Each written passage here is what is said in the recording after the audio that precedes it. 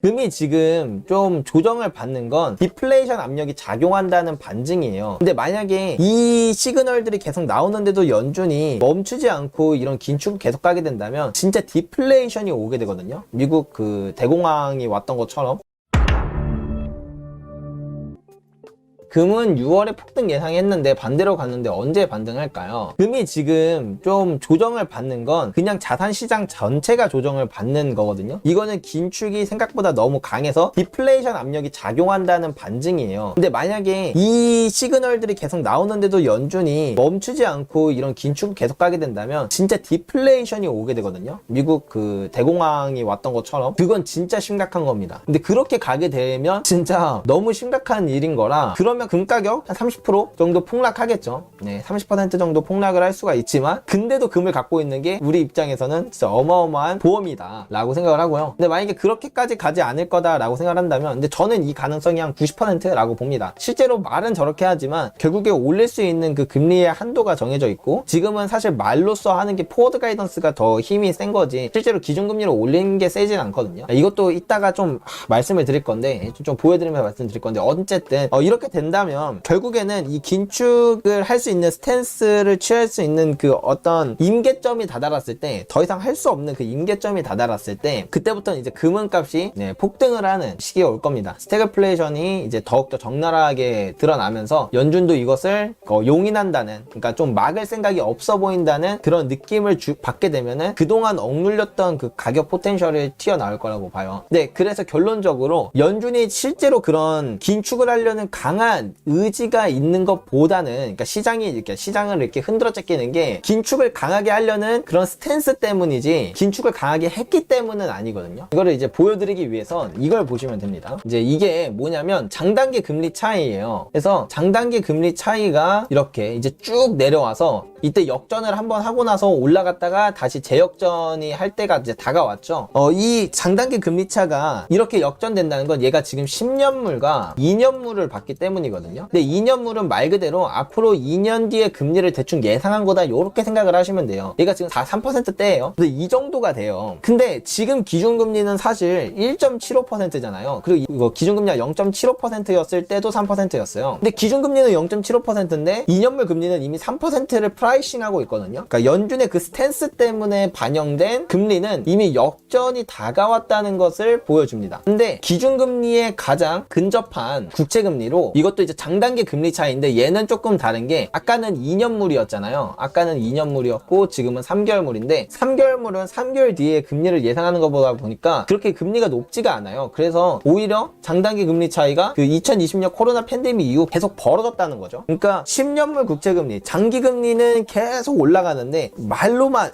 우리 올해 안에 3% 올릴 거야. 막 내년까지 4%까지 올려버릴지도 몰라 라고 막 입으로 하지 실제로 기준금리는 아직 거의 올라온 게 없다 보니까 3개월 뒤에도 사실 기준금리가 그렇게 높을 거라고 생각을 안 하잖아요. 장기금리가 지금 2년물 막 10년물 이런 금리 막 다다다다당 올라가고 있고 그래서 결론적으로 의미하는 바가 뭐냐면 원래 이제 이걸 한 100년치 두고 보면은 알 수가 있는데 10년하고 2년의 금리 차이와 10년하고 3개월의 금리 차이가 같은 움직임을 보여요. 이게 3개월짜리인데 10년이랑 2년짜리도 그렇게 같은 움직임을 보인다는 거죠. 근데 2년짜리는 이렇게 해가지고 지금 여기 있는데 10년이랑 3개월의 금리 차이는 여기에 있다는 건 이 지금 연준의 기조가 말이랑 행동이 다르다는 걸 지금 뜻하고 있는 겁니다. 결론적으로는 연준이 정말 긴축을 강하게 할 생각이었다면 말과 행동이 같았을 테니까 10년하고 2년의 장단기 금리 차이와 10년과 3개월물의 장단기 금리 차이는 같은 모습을 보였어야 했다는 거죠. 뭐 같이 벌어졌으면 벌어졌고 같이 좁혀졌으면 좁혀졌어야 되는데 근데 만약에 그렇게 긴축을 강하게 간다는 거였으면은 10년 3개월물의 금리 차이도 10년 2년의 그 금리 차이처럼 지금 역전에 다가왔었어야만 합니다. 근데 말은 저렇게 하는데 실제로는 그런 행동을 보이지 않았기 때문에 10년 3개월물은 저 위에 있는 거거든요. 그러면 이 말은 제가 판단했을 때 연준이 사실 강한 긴축을 하고 그걸로 디플레이션 압력을 좀 불어넣고 싶은 건 아니다. 그냥 말은 저렇게 해가지고 최대한 그래도 시장이 그러니까 조금이라도 진정되는데 도움이 되었기를 바랄 뿐인 거죠. 그래서 연준이 정말 할 거는 그러니까 결론적으로 할 거는 스태그플레이션을 용인할 거라고 생각을 생각을 합니다. 저의 예상도 그렇지만 뭐 다른 경제 지표나 아니면은 다른 역사를 봐도 그렇고 그렇게 할 거라 생각을 하고, 연준에 이런 것들이 잘 담겨져 있는 이런 지표들을 보면은 연준은 사실 그럴 생각이었다는 게 좀 드러난다고 좀 보여지는 것 같아요.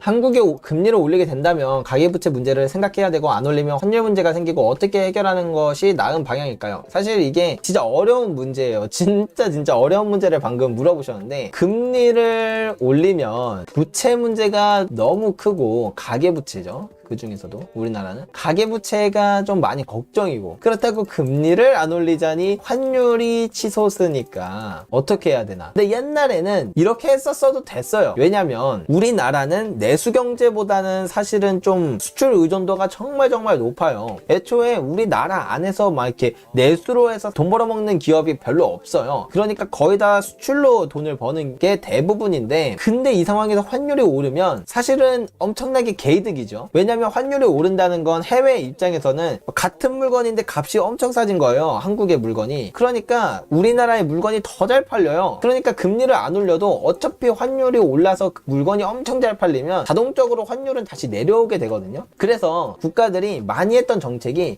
이웃나라 거지 만들기 정책이라고 있어요. 이게 뭐 그냥 우스갯소리가 아니고 실제로 진짜 있는 정책입니다. 이웃나라 거지 만들기 정책이 뭐냐면, 고환율, 그러니까 통화 가치를 계속 평가절하하면은 환율이 올라가잖아요. 환율이 올라가면 수출이 유리해져요. 이렇게 해지니까 같은 물건을 만드는데 이 나라는 자꾸 통화 가치를 낮춰가지고 환율을 높여서 막 그 수출 경쟁력이 엄청 높아지게 되는 거죠. 그러면은 이 나라 물건만 계속 잘 팔리니까 이 나라는 계속 더 잘 살게 돼요. 그래서 얘네가 지금 지네 통화 가치 낮춰서 막 수출 유리하게 하네? 아이 몰라, 그럼 우리도 통화 가치 낮춰 하면서 막 금리 내리고 막 돈 엄청 빵빵 뿌리고 막 그런 식으로 해요. 막 이런 식으로. 그런데 이러다 보면 이제 환율 조작국에 좀 걸리는 뭐가 있긴 한데, 어쨌든 결론적으로는 그 환율 조작국에 걸리는 거는 평시 상황에서 이런 이웃나라 거지 만들기 정책을 너무 자주 애용하다 보면은 그렇게 걸리는 거고, 그런 게 아니라 경제 위기가 왔을 때를 생각해 보면, 이렇게 환율이 치솟았을 때 기업이 막 못 버텨서 다 무너지는 거면 문제가 되지만, 사실 그래도 수출 경쟁력이 있는 기업들은 오히려 이렇게 환율이 올라가면서 더 수출이 더 잘 되게 돼서 결국에는 그 나라가 금방금방 회복을 하게 되거든요. 그래서 환율이 올라가는 건 사실 되게 좋은 거다. 물론 내수 경제가 좀 비중이 큰 경우에는 좋진 않습니다. 왜냐면은 이렇게 환율이 올라가면은 우리 물건이 잘 팔리기도 하지만 해외에서 물건을 사올 때 가격이 비싸져서 이제 인플레이션이 발생될 수 있는 요인이 되거든요. 근데 어찌됐든 우리나라는 뭐 그런 거 상관없으니까. 근데 문제가 뭐냐, 이게 세계화일 때는 물건 좋고 값 싸면 장땡이었어요. 얘네들이 우리가 동맹국이 아니어도 뭐 완전 적국까지만 아니면, 진짜 원수지간까지만 아니면 뭐 그 정도여도 상관이 없는 경우도 있지만, 웬만하면 다 무역을 하는 거죠. 우리 거 살 거야? 오케이.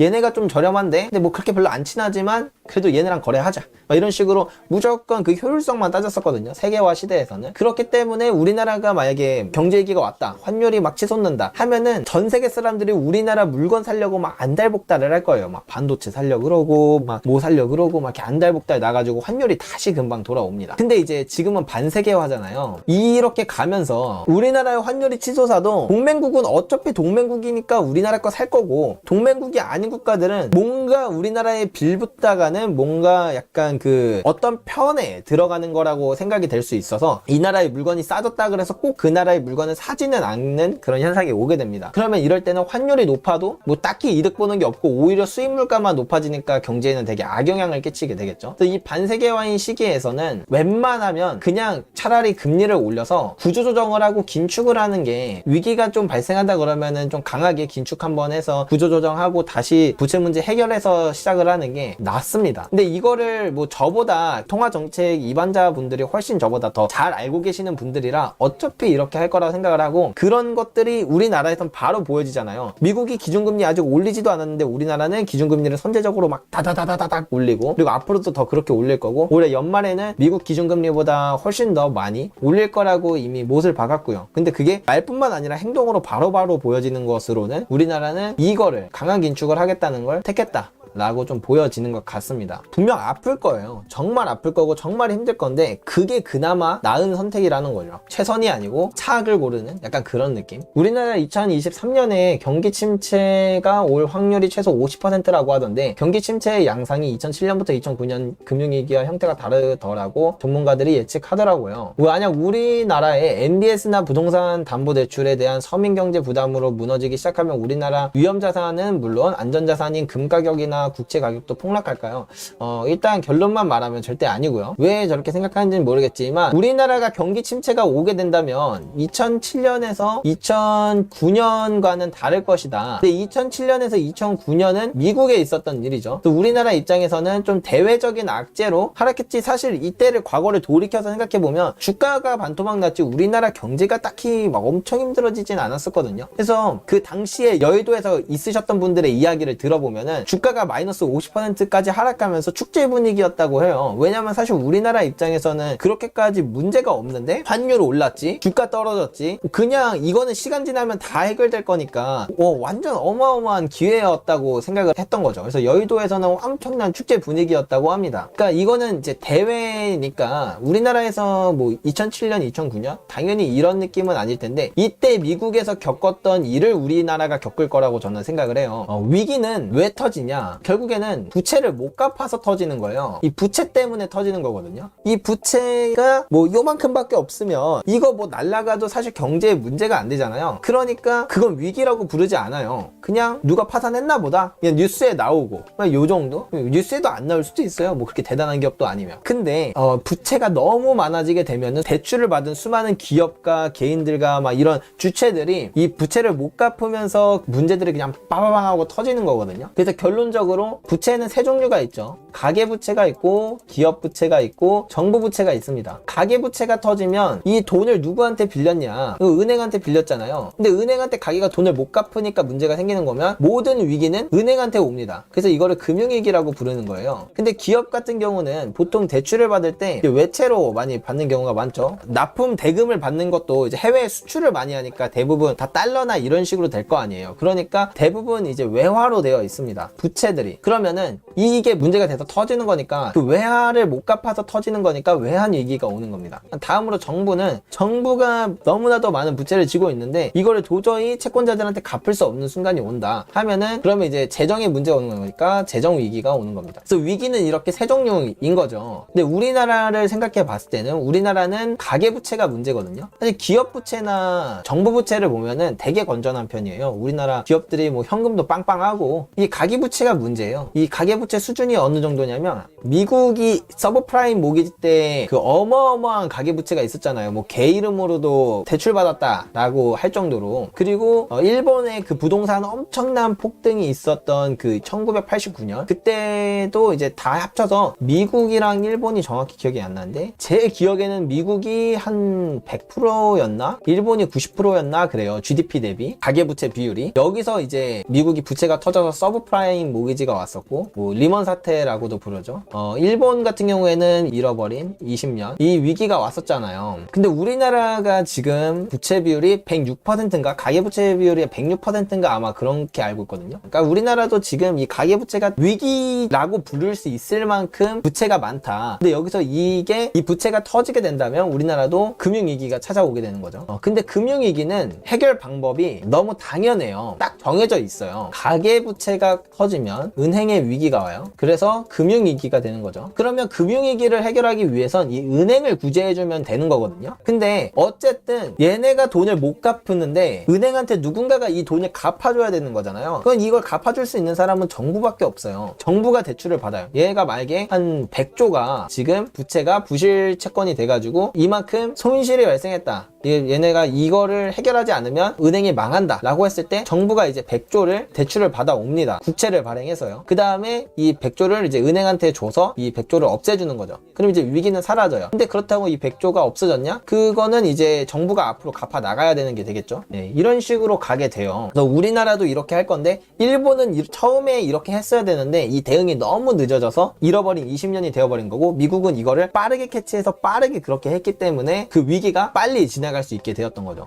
그래서 우리나라에도 찾아오게 되면 이렇게 가계부채가 터지면서 그 금융위기가 분명히 올 거예요. 위기가 오면은 분명히 금융위기가 올 수밖에 없어요. 구조상. 그러면 이 위기가 왔을 때 정부가 어떻게 대응하느냐? 빠르게 그냥 국채 발행하고 우리나라가 뭐 양적 완화를 한다거나 이런 게 쉽지가 않아서 통화정책이 좀 한계가 있어가지고 진짜 쉽지가 않은데, 그래도 그 부채를 정부가 떠안는 그 방식으로 가게 될 겁니다. 만약에 안 간다 하면은 좀 아쉬운 얘기지만 뭐 우리나라도 이제 뭐 일본의 길을 밟을 수도 있는 그런 일이 생겨날 수도 있습니다. 그렇기 때문에 이럴 때이면 안전자산인 금이나 국채는 우리나라 국채면 좀 가격이 떨어질 수도 있고요. 가격이 안 떨어지면 문제가 인플레이션이 치솟아서 그 실질 수익률이 아주 바닥을 기게 됩니다. 환율도 치솟고 인플레이션도 치솟으면서요. 근데 금리가 오르면서 국채 가격이 떨어질 가능성도 있고, 국채 가격이 안 떨어지면은 환율이랑 그 인플레이션 때문에 내 자산이 녹아버린다. 그래서 이런 시기에는 진짜 그 두 가지 가능성을 다 생각해 봤을 때 금을 들고 있는 게 제일 베스트인 거죠. 아니면 미국 국채나를 들고 있는 게 제일 베스트다. 뭐 달러나 이렇게. 어제 미국 기준금리가 0.5% 상승하고 FRED 홈페이지 참고했을 때 실제금리가 플러스로 전환된 것처럼 보이더군요. 실제금리가 마이너스로 가면 금과 은의 상승장이라면 플러스로 전환됐을 때는 그 반대가 될까요? 실질금리가 마이너스가 되면 금을 사람들이 더 찾기 때문에 금 가격이 폭등을 하고, 실질금리가 플러스가 되면은 사람들은 오히려 현금을 찾기 때문에 금 가격은 떨어진다. 맞는 말입니다. 제가 이제 이렇게 강의도 했고 맞는 말인데요. 근데 이게 단순히 지금 마이너스다 지금 플러스다가 아니라 어떤 스탠스로 가겠냐는 거죠. 일단 기본적으로 실질금리가 이렇게 플러스권에서 노는 게 정상입니다. 그러다가 점점 이렇게 떨어져요. 그러다가 어느 순간 이제 마이너스를 찍고 마이너스를 용인을 한 거거든요. 이때. 왜냐면 실질금리가 마이너스로 우연히 빠질 수는 없어요. 인플레이션을 담당할 수 있는 건 정부고, 그 다음에 금리를 조정할 수 있는 건 중앙은행이에요. 근데 중앙은행이 무조건 물가 안정을 취하겠다고 작정을 하면 뭐 인플레이션이 갑자기 오늘 2%였는데 6%로 치솟는 일은 진짜 극히 드물거든요. 서서히 오르거나 서서히 떨어지거나 이러는 경우가 많아요. 그러면 그거에 맞춰서 기준금리도 따다다당 올려주고 좀 선제적으로 어느 정도 맞춰주기만 하면 돼요. 이 폭을. 그럼 인플레이션이 조금 빠르게 와서 이 정도까지 왔다고 하더라도 바로 이제 다시 금리를 올리면 되는 거니까. 그래서 애초에 이 마이너스로 갔다는 것 자체가 이미 말이 안 된다는 거죠. 이게 갔다는 건 마이너스를 가도록 용인을 한 거고, 어쩌면은 마이너스를 가게 만든 거라고 볼 수도 있어요. 그러면은 여기서 이제 계속 이렇게 하락하냐, 이 올라갔을 때도 이런 흐름이 있듯이 내려갈 때도 이렇게 추세성으로 내려가게 되거든요. 그래서 중간중간에 이렇게 올라가는 시기들이 분명히 있어요. 이때는 이제 긴축을 하는 시기이기 때문에 보통 이럴 때는 이렇게 중간중간 올라가는 게 있는데, 이 전체로 마이너스로 부채를 태우겠다는 그 강한 의지가 있기 때문에 이 행동을 하는 거거든요. 실질금리가 마이너스로 들어가는. 그래서 이 중간중간에 이렇게 플러스로 나올 때라고 해서 금 가격이 안 좋다, 이때는 안 좋다 이렇게 생각하지는 않는 게 좋습니다. 그래서 실제로 그 실질금리가 어땠는지를 보여드리면요, 일단 실질금리와 이제 금과 은 가격을 이렇게 겹쳐서 보시면, 일단 기본적으로 이 실질금리가 이렇게 마이너스로 빠진 시간, 이 뒤에 살짝 안 보이는데, 이때 1970년에 이제 실질금리가 처음으로 이렇게 하다가 마이너스로 빠졌습니다. 그리고 이제 2002년에 실질금리가 마이너스로 빠졌고요. 그때부터 금과 은 가격이 이렇게 폭등하는 게 보이시죠? 예, 이때부터 금과 은 가격이 이렇게 폭등하는 게. 근데 이 중간 부분, 이럴 때를 보겠습니다. 실질금리가 분명히 이 추세성을 갖고 이렇게 하나, 둘 이렇게 하면서 이렇게 또 추세성을 가지면서 이렇게 하락을 해요. 이제 이 부분과 이 부분, 그 다음에 이제 이 부분, 그 다음에 뭐 이런 부분들을 보면은 이때 이렇게 쭉 내려서 확인을 해보면 금과 은 가격이 올랐습니다. 그래서 그 추세성이 중요한 것이지,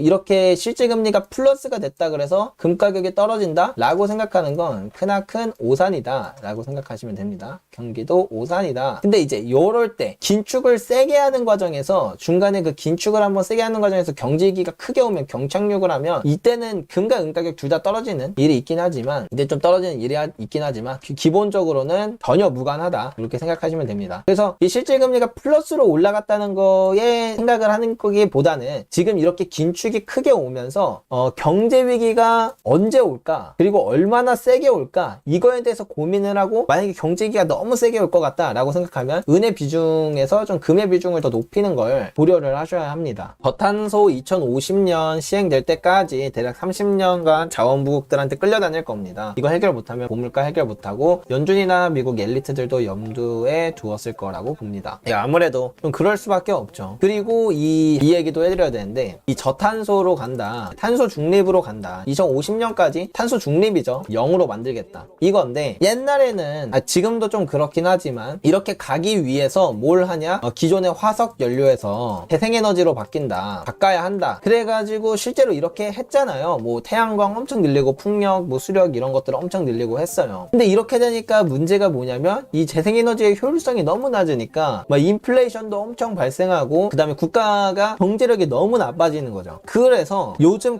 살짝씩 이런 얘기가 들려오고 있는데, 저는 이제 이게 주류가 될 거라고 보거든요. 제가 이제 양베리라는 사람이 있어요. 양베리가 이렇게 있는데, 이거 그냥 예를 드는 겁니다. 진짜 예를 드는 거예요. 제가 이제 마약 중독이라고 치죠. 마약 중독이에요. 그래서 어느 임계점에 가면은 제가 진짜 이제 가버릴 상황이 왔어요. 그러면 여기서 이제 마약을 끊고 건강식을 먹어야겠죠. 결국에는 이렇게 가야 된다는 거잖아요. 근데 마약을 그냥 딱 끊어버리니까 이 사람이 그냥 반 미치는 거예요. 그래가지고 오히려 더 못 끊게 되는 거죠. 몸에 문제도 생기고 막 정말 힘들어합니다. 그렇다면 이 중간 과정이 분명히 필요하다고 생각을 하게 될 거 아니에요. 중간 과정에서 예를 들면 너무 위험한 그런 마약에서 그래도 차라리 술을 먹어라, 이렇게 될 거 아니에요. 그래서 술을 먹어요. 그러다가 술이 어느 정도 이제 됐으니까 뭐 이제 좀 더 약한 뭐 맥주로 바꿔라, 뭐 이런 식으로 가다가 뭐 그래 뭐 이제 무알콜로 먹어봐라, 뭐 이런 식으로 이게 맞는 표현인지 모르겠어요. 이렇게 어쨌든 조금씩 이 단계를 낮춰나가야 되거든요. 그래야 가능하잖아요. 그래서 결론적으로 지금 화석연료를 쓰잖아요. 여기서 결국에 재생에너지로 가야 되는데, 여기서 이제 탄소가 뭐 예를 들어서 100이라고 쳤을 때, 이때가 100이라고 쳤을 때, 그래서 0을 만들어야 되는 거면 이 재생에너지로 바꿔서 0을 만들다기보다는 기존의 화석연료 중에서 좀 환경오염에 너무 안 좋은 것들을 빼고 그래도 환경오염에 덜 나쁜 애들로 가자, 이런 식으로 먼저 갈 거라고 생각을 하는 거죠. 그래서 뭐 자동차로 굳이 치자면 디젤차 포함 뭐 가솔린 뭐 이런 것들을 한 방에 다 전기차로 바꿔버리는 게 아니라 먼저 얘를 없애서 가솔린으로 가게끔 만들자. 얘가 환경오염이 거의 10분의 1로 줄일 수 있으니까요. 그 다음 여기서 여기로 가자로 될 것 같은 거예요. 그래서 다른 부분도 봤을 때 개인적으로는 가스나 얘가 차라리 낫겠죠. 뭐 석탄 발전 같은 건 아예 거의 막 없애고 차라리 가스로 가자, 막 이런 식으로 갈 수도 있는 거고, 뭐 저는 여기가 좀 더 클 거라 보는데 결국에는 원자력으로 가지 않을까 싶습니다. 근데 원자력 발전이 좀 그 위험성 때문에 이야기가 많지만 사실 원자력 발전이 위험하기가 더 어렵거든요. 뭐 지진이 와도 사실 원자력 발전이 뭐 문제가 생기기가 힘들어요. 뭐 후쿠시마는 애초에 그 원자력 발전의 그 모델 자체가 그랬던 거고, 요즘 나오는 원자력 발전 모델은 인류 역사에서 가장 큰 지진이 왔을 때를 시뮬레이션 돌려도 문제가 없을 정도인데, 어쨌든 그런 거 다 떠나서 그럼에도 불구하고 무슨 문제가 생길 수 있으니까 그게 무서운 거잖아요. 그래서 요즘은 SMR이라 그래서 소형 원자력 발전소, 얘는 그런 문제가 터져도 이 기존 원자력보다 더 문제가 생길 일 자체가 거의 없을 뿐더러 문제가 생겨도 그게 아주 국기적인 곳에서만 생기거든요. 예를 들어서 원자력 발전소 같은 경우는 지진이 발생해서 이 시스템이 꺼져버리면 이 열이 올라가면서 빵 하고 터지는데, SMR 같은 경우에는 지진이 발생하거나 무슨 별의별 일이 다 생겨서 결국에 이게 가동이 중단돼도 가만히 내둬도 그 자연 바람으로도 얘네들이 온도가 식혀지거든요. 속도가 느릴 뿐인 거지. 그러니까 그만큼 안정성이 있는 거니까 이런 식으로 먼저 가지 않을까 싶은 게 듭니다. 왜냐면 결론적으로 화석연료에서 재생에너지로 바로 바뀌게 되면 그 효율성의 차이가 너무 크니까 답이 안 나오는 모습을 좀 많이 보여주고 있으니까요. 어디까지나 저의 일단 지금까지의 생각입니다. 그렇지 않을까, 이런 느낌적인 느낌, 뭔 말인지 아시죠?